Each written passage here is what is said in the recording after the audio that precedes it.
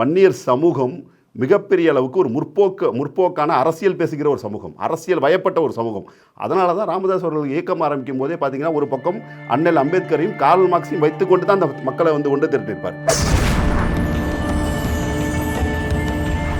முக்குலத்தோறும் வன்னியர்களும் அப்படி பேசுகிறாங்களா, அதாவது முக்குலத்தோறும் வன்னியர்களும் எங்கள் சாதி பெருசு உங்கள் சாதி சிறுசு அப்படின்னு பேசுகிறாங்களான்ற துணியில் ஒரு சப் கொஸ்டின் போட்டிருப்பாங்க. பாமக பேசுகிற சாதி அரசியலை எதிர்க்கிறோம், சாதி ஆணவ அரசியலை எதிர்க்கிறோம், பாஜக பேசுகிற மத வெறி அரசியலை எதிர்க்கிறோம். ஆனால் இது எப்படி இவங்க ட்விஸ்ட் பண்ணுவாங்கன்னா, விடுதலை சிறுத்தைகள் பாஜக எதிர்க்குது, விடுதலை சிறுத்தைகள் இந்துக்களுக்கு எதிராக இருக்காங்க. சமீபத்தில் விடுதலை சிறுத்தைகள் தலைவர் தொல் திருமாவளவன் அவர்கள் ரங்கராஜ் பாண்டே பத்திரிகையாளரோட ஒரு நேர்காணல் ஒன்று இப்போ வந்துருக்கோம், எல்லோரும் பார்த்துருப்பீங்க. அதில் ஒரு கேள்வி பாண்டே அவர்கள் ஒரு கேள்வி ஒன்று கேட்டிருப்பார். பாஜக பாமகவை நீங்கள் எப்படி பார்க்குறீங்கன்னு எங்களுக்கு புரியுது, ஆனால் இந்த கொங்கு தேசிய கட்சி, மனிதநேய மக்கள் கட்சிலாம் இருக்காங்கல்ல, அவங்கள நீங்கள் எந்த பார்வையில் பார்ப்பீங்க அப்படின்னு கேள்வி. அதான் என்னென்னா, பாஜக பாமகவையும் நீங்கள் சாதி மத அடிப்படையில் அவங்களோட நீங்கள் சேர மாட்டேன்னு சொல்கிறீங்க, அப்படி ஒரு சாதிய மத அடையாளத்தோடு தானே அந்த கட்சிகளும் இருக்கான்னு அவங்களோட கூட்டணியில் இருக்கீங்கன்னு ஒரு கேள்வி ஒன்று கேட்டிருப்பாங்க. அதற்கு அண்ணன் திருமா அவர்கள் ஒரு பதிலும் சொல்லியிருப்பார். அவர்கள் அந்த அடையாளத்தை வைத்து சமூக நீதி அரசியல், அந்த மக்களுக்கான சமூக நீதியை நோக்கி போகிறாங்க. ஆனால் அவங்க இந்த சாதியோட ஏன் சாதி பெருசு, அப்படி இந்த மதத்தோட ஏன் மதம் பெருசுங்கிறதோ, பிற மத வெறுப்போ சாதி வெறுப்போ பண்ணலைன்னு சொல்லும்போது, அந்த கேள்வி ஆரம்பித்த தோணி கட்சிகள் பாஜக பாமக கட்சி அடுத்த சப்கொஸ்டின் ஒன்று வரும். சப்கொஸ்டின் எப்படி கேட்பார்னா, முக்குலத்தோறும் வன்னியர்களும் அப்படி பேசுகிறாங்களா, அதாவது முக்குலத்தோறும் வன்னியர்களும் எங்கள் சாதி பெருசு உங்கள் சாதி சிறுசு அப்படின்னு பேசுகிறாங்களான்ற துணியில் ஒரு சப்கொஸ்டின் போட்டிருப்பாங்க. அது நம்ம கடந்து போகும்போது ஒரு சாதாரணமாக தெரியலாம் ஒரு கேள்வி, அதுக்கான பதில் அடுத்த துணை கேள்வின்னு இருக்கும். ஆனால் அதுக்குள்ளே ஒரு ஒரு நுட்பமான விஷயம் என்ன பார்க்க வேண்டியதாக இருக்குன்னா, அதுதான் இன்றைக்கி விடுதலை சிறுத்தைகளுக்கு களத்தில் நம்ம எதிரிகள் நம்மளை சிக்கலாக்கிறதுக்கான ஒரு முயற்சியாகவும் அதை பார்க்க வேண்டியதாக இருக்குது.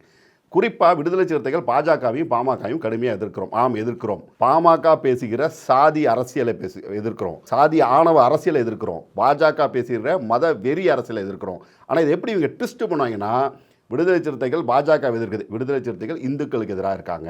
அதே போல் விடுதலை சிறுத்தைகள் பாமக எதிராக, விடுதலை சிறுத்தைகள் வன்னியர்களுக்கு எதிராக இருக்கிறார்கள்ன்ற ஒரு ட்விஸ்ட் ஒன்று பண்ணுவாங்க. ஆனால் நீங்கள் பார்த்தீங்கன்னா, விடுதலை சிறுத்தைகள் ஆரம்பித்து தேர்தல் அரசியலை முதல்ல சந்தித்த 1999 மிகப்பெரிய கலவரம், மிகப்பெரிய அளவுக்கு விடுதலை சிறுத்தைகள் பாதிக்கப்பட்ட களத்திலிருந்து கூட பாமகவோடு இணைந்து பயணித்த கட்சி விடுதலை சிறுத்தைகள் கட்சி. பல காயங்கள், பல வருத்தங்கள், இரத்தக்கரையோடு கைக்குலுக்கி பாமகவோட பயணித்தோம். ஏன்னா உழைக்கும் மக்களிடையே எந்த உரசல்களும் இருக்கக்கூடாதுன்ற ஒரு நல்லெண்ணத்தின் அடிப்படையில் இணைந்து பயணிக்கிறாங்க. கிட்டத்தட்ட அது இன்னும் சொல்லப்போனால், விஜயகாந்த் அவர்கள் கட்சி ஆரம்பித்த போது எல்லோரும் அவரை முதல்வராக முன்மொழிந்த பொழுது, மருத்துவர் ராமதாஸ் அவர்களுக்கு இல்லாத தகுதி என்ன விஜயகாந்துக்கு இருக்குன்ற கேள்வி எழுப்பிய இயக்கம் விடுதலை சிறுத்தைகள். அன்றைய காலகட்டத்தில் அந்த கேள்வியை முன்வைத்த இயக்கம். ஐயா மகன் அன்புமணிக்கு ஒரு இடம் தாருங்கள்னு ராஜ்யசபாவுக்கு இடம் வேணும்னு கலைஞர்கிட்டம் கோரிக்கை வைத்த இடத்தில் இருந்த ஒரு தலைவர் திருமாவளவன் அவர்கள். அதனால் எடுத்த எடுப்பில் இந்த விடுதலை சிறுத்தை கட்சி ஆரம்பித்ததே பாமக எதிர்ப்பதற்காகத்தான், பாமகவோட அரசியல் எதிர்ப்பதற்காகலாம். அப்படியான எந்த ஒரு அடிப்படையிலுமே அந்த இயக்கமே கட்டமைக்கப்படலை. முழுக்க முழுக்க உழைக்கும் மக்கள் ஒற்றுமையாகவும் உழைக்கும் மக்களுக்கான எந்த சேதாரமும் இல்லாமல் ஒரு இயக்கமாக தான் வந்துச்சு. ஆனால் 2011 தேர்தல் தோல்வி, சட்டமன்ற தேர்தலில் மிகப்பெரிய பின்னடைவுக்கு அப்புறம் பாமக ஒரு ஸ்ட்ராட்டஜி ஒன்று எடுக்கிறாங்க, ஒரு சோஷியல் இன்ஜினியரிங், அதாவது தலித் வெர்சஸ் நான் தலித் அப்படின்னு ஒரு ஸ்ட்ராட்டஜி ஒன்று எடுக்கிறாங்க. அந்த அரசியலில் அது ஃபீட் பண்ணது ஆடிட்டர் குருமூர்த்தி போன்ற சங் பரிவார்கள், ஆர்எஸ்எஸ் ஒரு ஐடியாவில் அந்த ஒரு சோஷியல் இன்ஜினியரிங் அவங்க முயற்சி பண்ணி பார்க்குறாங்க. அப்போ அதற்கு பகடைக்காயாக பட்டியல் சமூக மக்களை பயன்படுத்துகிறாங்க. அவர்களை ஒருங்கிணைக்கிற, அவர்களே பெருமளவுக்கு உள்வாங்கி இருக்கிற விடுதலை சிறுத்தைகளை ஒரு டார்கெட்டாக மாற்றுறாங்க. அப்பயும் அவங்க என்ன சொல்கிறாங்க, அப்போ அதில் குறிப்பாக அவங்களோட சோஷியல் இன்ஜினியரிங்கோட ஒரு பக்கபலமாக ஒரு வாதத்தை ஒன்று வைக்கிறாங்க. என்னது, இந்த நாடக காதல் அப்படின்னாங்க. பட்டியல் சமூக மக்கள் எல்லாம் ஜீன்ஸு பேண்ட்டு சட்டையும் போட்டுட்டு வன்னியர் பெண்களை கவர்றாங்க அப்படின்னு வருது. எவ்வளோ ஒரு மோசமான ஒரு பேச்சு. இது விடுதலை சிறுத்தைகள் சொல்லலை, திருமாவளவன் அவர்கள் சொல்லலை, பாமக சொல்கிறாங்க, பாமக தலைவர்கள் பேசுகிறாங்க. அதாவது வன்னியர் பெண்கள் எல்லாம் யாரோ ஜீன்ஸு பேண்ட் டிஷர்ட்டை போட்டு வந்தால் அவங்க பின்னணிக்கு போகிற அளவுக்கு இருக்காங்கன்னு சொல்லியது பாமக. இது விடுதலை சிறுத்தைகள் சொல்லலை. தங்கள் அரசியலுக்காக சொந்த சமூகத்தை இப்படி பேசியது யார்?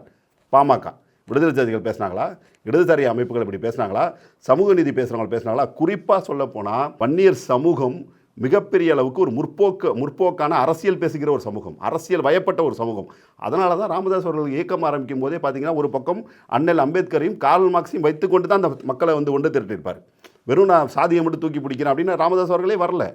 அப்போ அப்படி ஆரம்பிக்கப்பட்ட இயக்கம் 2011 தேர்தல் தோல்விக்கு பிறகு அப்படியே தடம் மாறி இன்னும் சொல்லப்போனால் விடுதலை சிறுத்தைகள் தலைவர் திருமாவளவன் அவர்கள் ஈழப்போர் உச்சத்தில் இருக்கும் பொழுது, உண்ணாவிரதம் இருக்கும்போது அந்த மேடையில் அருகில் அமர்ந்திருந்தவர் மருத்துவர் ராமதாஸ். இது 2009 நடந்தது. மருத்துவர் ராமதாஸ் அவர்கள் அந்த மேடையில் அமர்ந்திருக்கிறார். அப்போ 2 வருஷத்துக்குள்ள தங்கள் அரசியல் லாப நோக்கத்துக்காக ஒரு பாமக ஒரு ஸ்டாண்ட் எடுக்கிறாங்க. அந்த ஸ்டாண்டை விடுதலை சிறுத்தைகளும் மக்களை பற்றி நினைக்காமல், விளிம்புநிலை சமூகங்களை பற்றி நினைக்காமல், ஓ நீ தலித் அல்லாதன்னு வரியா, நான் தலித்துன்னு வரேன்னு அன்றைக்கு நினைத்திருந்தா பாதிக்கப்பட்டது யோசித்து பாருங்கள். 2 பக்கம் இருக்கிற உழைக்கும் மக்கள் பாதிக்கப்பட்டிருப்பாங்க. அன்றைக்கு எழுச்சி தமிழர் அவர்கள் எடுத்த சாதுரியமான ஒரு முடிவு, அந்த சாதி அரசியல் சாக்கடைக்குள் சிக்காமல், சாதி அரசியல் செய்யாமல் முற்போக்கு சக்திகள் துணை கொண்டு அதை எதிர்த்து அந்த ஸ்ட்ராட்டஜியை முறியடிக்கிறார். கிட்டத்தட்ட பாமகவோட டிக்ளைன் பாருங்களேன்.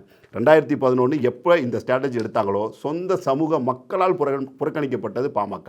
அதில் தான் அவங்களுக்கு ட்ராக்கே கிடையாது, வெற்றியே கிடையாது. ஆனால் அதே நேரத்தில் 2009 எம்பி எலெக்ஷனில் வெற்றி, 2011 தவிர 2016 கிட்டத்தட்ட காட்டுமன்னார் கோயிலில் வெற்றிக்கு நெருங்கி வராங்க விடுதலை சிறுத்தைகள். அதற்கப்புறம் 2019, 21 தொடர் வெற்றி.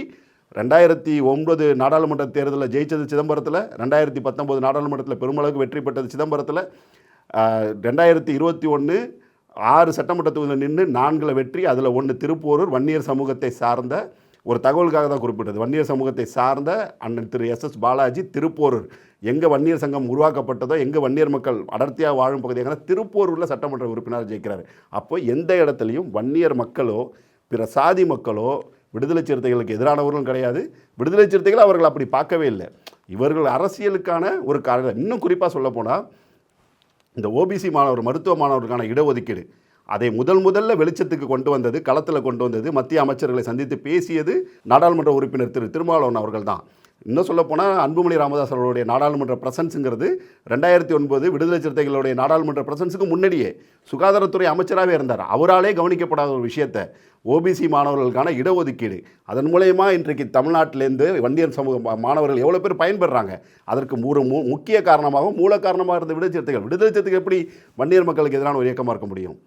இன்னும் சொல்லப்போனால் இன்றைக்கு பாமக கொஞ்சம் குழாவுற, கூட்டணி வச்சுக்கிற, கட்டி பிடிச்சிட்டு உருண்டுட்டு இருக்கிற பாஜக தன் அரசியல் செல்வாக்கை வலுப்படுத்த பயன்படுத்திக்கிட்டதே OBC இடஒதுக்கீடுக்கு எதிரான ஒரு நிலைப்பாட்டில் தான். அப்படி OBC இடஒதுக்கீடுக்கு எதிராக ரத யாத்திரை போய் வளர்ந்த இயக்கம் தான் பாஜக. அப்போ OBC இடஒதுக்கீடுக்காக பேசிய மருத்துவ மாணவர்களுடைய படிப்பில் OBC இடஒதுக்கீடு இன்றைக்கி கவனிக்கப்படாமல் இருக்குன்னு சொன்ன விடுதலை சிறுத்தைகள் வன்னியர்களுக்கு எதிரானவர்களா, இல்லை OBC மக்களுக்கு இடஒதுக்கீடு கூடாதுன்னு சொல்லி ரத யாத்திரை போன பாஜக வன்னியர் மக்களுக்கு எதிரானவர்களா? அப்போ பாமக யாரை மிஸ்லீட் பண்ணுறாங்க நம்ம பார்க்கணும். யாரை மிஸ்லீட் பண்ணுறாங்கங்கிறதால இல்லை முக்கியமான விஷயம். எந்த இடத்துலையுமே வன்னியர் மக்களுக்கான ரெப்ரசன்டேஷனையோ, வன்னியர் மக்களுக்கான ப்ரிவிலேஜையோ அவர்களுக்கு எதிராக விடுதலை சிறுத்தைகள் நடந்ததில்லை. அதே போல் வன்னியர் மக்களும் பட்டியல் சமூக மக்களுக்கு எதிராக எந்த இடத்துலையும் செயல்பட்டதில்லை. அப்போ 2 மக்களுக்கும் இங்கே எந்த பிரச்சனையும் கிடையாது. இன்றைக்கு குறிப்பாக திருமாவளவன் அவர்கள் பட்டியல் சமூக மக்கள்ங்கிற தாண்டி எல்லா மக்களுக்கு அது தலைவராக அவர் வளர்ந்துக்கிட்டே வராரு. ஆனால் பாமக சொந்த அவர்கள் பேசுகிற வன்னியர் மக்களுக்காக இருக்குன்னு சொல்கிற அந்த இடத்துல செல்வாக்கை இழந்துக்கிட்டே வருதுங்கிறத நம்ம பார்க்க முடியுது. ஏன்னா அது காரணம், நம்ம என்ன தான் பேசினாலும் மக்கள் தெளிவாக அதை கவனிக்கிறாங்க. ஒரு அரசியல் தலைவர்களுடைய நடவடிக்கையை மக்கள் கவனிக்கிறார்கள். திருமாவளவன் யார், அவர் யாருக்காக பேசுகிறார், அவர் எதற்காக குரல் கொடுக்கிறார்ன்ற மக்கள் பார்க்குறாங்க. ஸோ அப்படி இந்த மாதிரி எவ்வளோ அஜெண்டா செட்டிங் நடந்தாலும் விடுதலை சிறுத்தைகளை விட்டு வன்னியர் மக்கள் அகலப்போவதே கிடையாது. வன்னியர் சமூக மக்கள் மட்டுமல்ல, அனைத்து தமிழ் சாதிகளும், உலகத்தில் ஒடுக்கப்பட்ட விளிம்புநிலை மக்கள் எல்லாருக்குமான இயக்கமாக விடுதலை சிறுத்தைகள் வந்துக்கிட்டே இருக்குங்கிறது தான் 2009 தேர்தல் முடிவுகளே காட்டிக்கிட்டே இருக்குது. 2026 தேர்தல் முடிவுகள் கூட அதை பிரதிபலிக்குங்கிறதுல மிகுந்த நம்பிக்கை இருக்குது.